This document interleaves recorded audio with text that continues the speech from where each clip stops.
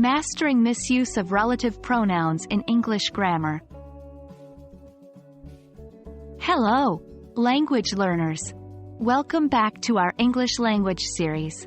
Today, we are diving deep into an important part of English grammar, relative clauses. More specifically, we will focus on a topic that often confuses many learners: the misuse of relative pronouns. This is a crucial area where ambiguity can sneak into your English sentences. But don't worry, we're here to help you overcome these common pitfalls. Before we jump into the common errors, it's important to have a strong understanding of what relative pronouns are. Relative pronouns are words like who, which, that, whom, and where. They are used to connect a clause or phrase to a noun or pronoun. You saw them in the previous sentence. The phrase, "they are used to connect a clause or phrase to a noun or pronoun," is giving us more information about relative pronouns. Now that we understand what relative pronouns are, let's look at some common ways they are misused, leading to ambiguity.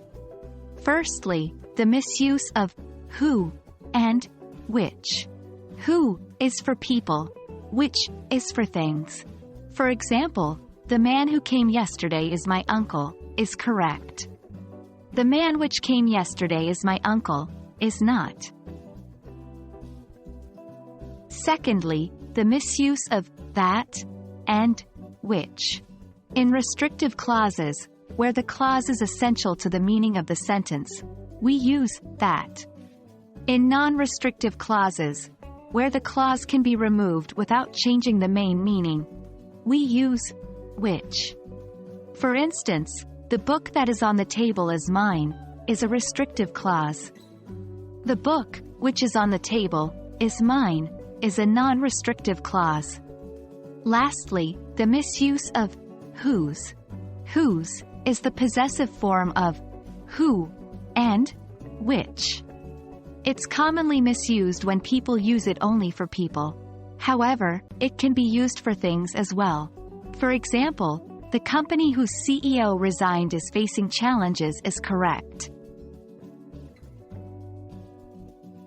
Great job! Let's reinforce our understanding with some practice. Try to identify the misuse of relative pronouns in these sentences. 1. The woman which lives next door is a teacher. 2.